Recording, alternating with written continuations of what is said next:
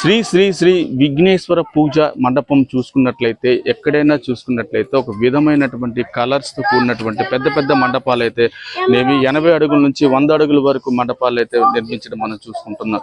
అదే ప్రకృతి రహితంగా ప్రకృతికి ఒక దగ్గరలో ఉన్నటువంటి ఆనవాళ్ళు అయితే ఇక్కడ కనిపిస్తూ ఉంది. ప్రకృతి పచ్చని చెట్లు న్యాచురల్ గా ఎటువంటి ఆకార కృతులు అయితే ఉంటాయో అదే కృతులని ఇక్కడ నిజంగా చెట్లని తలపించే విధంగా తయారు చేసినటువంటి ఈ యొక్క మండపం ఏదైతే ఉందో మనం పలాసలో లేబర్ కాలనీలో అయితే ప్రస్తుతం మనం చూడగలుగుతున్నాం.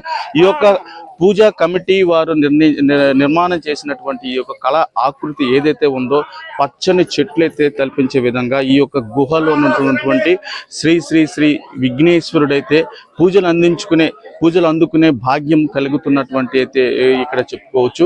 ఇక్కడ పెద్ద ఎత్తున జరుగుతున్నటువంటి ఈ పూజా కార్యక్రమానికి భక్తులైతే తండోపతండాలుగా ఇప్పటికే చేరుకుంటున్న పరిస్థితి అయితే కనిపిస్తూ ఉంది. అదేవిధంగా చూసుకున్నట్లయితే ఈ యొక్క మండపంలోనే పూర్తిగా ప్రకృతికి ఏ విధంగా అయినటువంటి ఆకృతులు ఉంటాయో అదే విధంగా న్యాచురల్ గా చెట్లని ఆకుల్ని పొదలని ఇక్కడ నిర్మించి ఇవంతా కళాకృతిగా మార్చి ఎన్నో కష్టాలు పడి ఎంతో మంది భక్తుల తాలూకు దానాలతో ఇటువంటి యొక్క కార్యక్రమాలు అయితే పూర్తిగా ఇక్కడ ఈ మండపంలో చేరే పరిస్థితి కనిపిస్తూ ఉంది.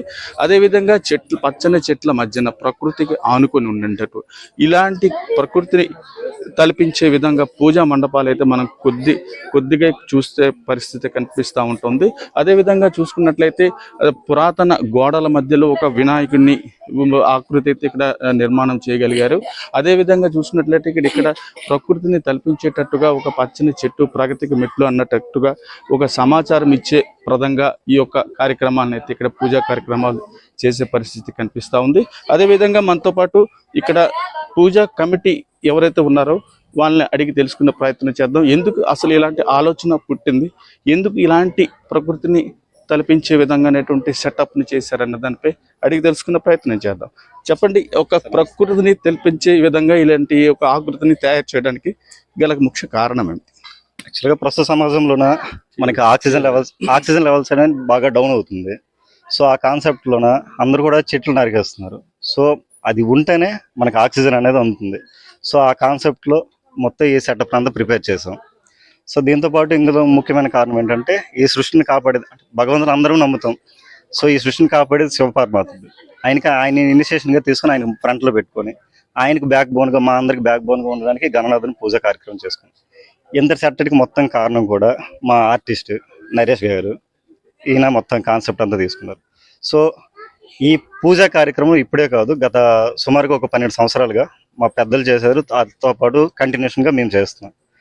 సో ఈ కార్యక్రమానికి మా కమిటీ సభ్యులు కుర్రవాళ్ళందరూ కూడా చాలా బ్యాక్ బోన్గా వర్క్ చేస్తారు. వాళ్ళతో పాటు మా ఆడపడుచులు కూడా, మా వీధిలో ఉన్న ఆడపడుచులు, వాళ్ళతో పాటు ముఖ్యంగా ఇంకా చెప్పుకోవాల్సింది ఏంటంటే ఈ వీధికి సంబంధం లేని అన్రిలేటెడ్ పర్సన్స్ కూడా మాకు చాలా డొనేషన్స్ చేస్తారు, సర్వీస్ చేస్తుంటారు. అలాగే అన్నదానాలకు కూడా.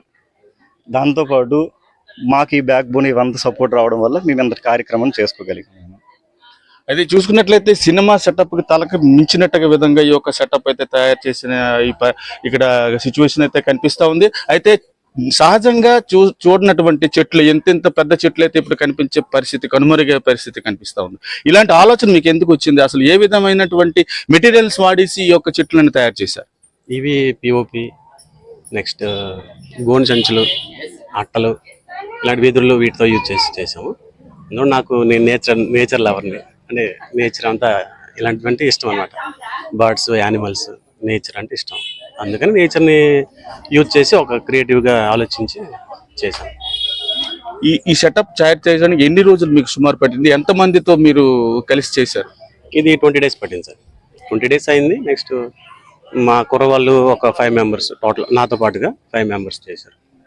ఈ సెటప్ ఇదే మొదటిసారి చేశారా? ఇంతకుముందు ఎక్కడైనా చేశారా? ఆల్రెడీ ఇక్కడ లాస్ట్ టైము అది న్యూ కాలనీలో చేసాం, శివుడు చేసి.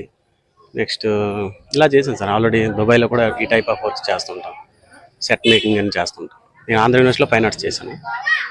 ఆ ఐడియా మీద చేస్తాను. సహజంగా చూసుకున్నట్లయితే గణేష్ మండపాలు అయితే కలర్ఫుల్ గా ఉన్నటువంటి పెద్ద ఎత్తున ఉన్నటువంటి మండపాలు అయితే మనం సహజంగా చూసుకుంటూ ఉంటాం. కానీ దాని నేపథ్యం చూసుకున్నట్లయితే దాని విరుద్ధంగా ఒక కళాకృతిని, ఒక పచ్చదనాన్ని, ఒక పరిశుభ్రతని చూపించే విధంగా ఇక్కడైతే పూర్తిగా చేసే పరిస్థితి కనిపిస్తా ఉంది. అదే కాకుండా ఒక చెట్టుని ఒక హుండీ, ఈ హుండీ మాదిరిగా ఇక్కడ హుండీ పెట్టారు. ఈ హుండీ కేవలం పూజకే పరిమితం కాకుండా ఈ హుండీలో వేసినటువంటి కానుకలు ఏదైతే ఉందో అది అనాథ ఆశ్రమాలకి ఇస్తామని చెప్పి అయితే ఈ పూజా కమిటీ నిర్వాహకులు అయితే చెప్పే పరిస్థితి కనిపిస్తా ఉంది. ఇది పూర్తిగా భిన్నంగా కనిపించినటువంటి ఒక పూజా మండపం అయితే చెప్పుకోవచ్చు. ఈ పూజా మండపాన్ని సందర్శించినటువంటి భక్తులు ఎవరైతే ఉన్నారో వాళ్ళని అడిగి తెలుసుకునే ప్రయత్నం చేద్దాం. చెప్పమ్మా, ఈ యొక్క సెటప్ మీకు ఎలా అనిపిస్తుంది? ఈ చూస్తే భిన్నంగా అసలు వినాయకుడి పూజ అనేసరికి పెద్ద పెద్ద సౌండ్లతో, పెద్ద లైటింగ్స్ తో ఉన్నటువంటి మండపాలు అయితే మనం చూస్తూ ఉంటాం. దానికి భిన్నంగా ఒక కళాకృతిని చూపిస్తూ న్యాచురాలిటీగా ఇక్కడ తయారు చేసినటువంటి మండపం ఏ విధంగా నీకు అనిపిస్తా ఉందమ్మా? అంటే చాలా న్యాచురల్ గా ఉంది. పాతకాలంలో గుహలు అవన్నీ ఎలా ఉంటాయో కొంచెం అలా అనిపిస్తుంది. ఇంకా చెట్లు ఇవన్నీ చూస్తుంటే చాలా న్యాచురల్ గా, అంటే నార్మల్ అట్మాస్ఫియర్ ఎలా ఉంటుందో అలా అనిపిస్తుంది. ఇప్పటి రోజులు ఎలా లేవు. ఇక్కడికి వచ్చిన తర్వాత, ఈ పూజ చూసిన తర్వాత ఏ విధమైనటువంటి మీలో ఫీలింగ్ కలుగుతా ఉంది? డివోషనల్ గా ఉంది, చాలా హ్యాపీ. ఇక్కడ చూసుకున్నట్లయితే చాలా హ్యాపీగా ఉంది. న్యాచురాలిటీగా ఇక్కడ తయారు చేసినటువంటి ఏదైతే వినాయక మండపం ఉందో ఇక్కడ కళాకృతులను ఆకృతులను కనుగొనే విధంగా తయారు చేసినటువంటి ఈ యొక్క కళని అందరూ ఎప్రిషియేట్ చేస్తున్న పరిస్థితి అయితే కనిపిస్తా ఉంది. వీడియో జర్నలిస్ట్ జగన్తో సురో, SRTV, పలాస.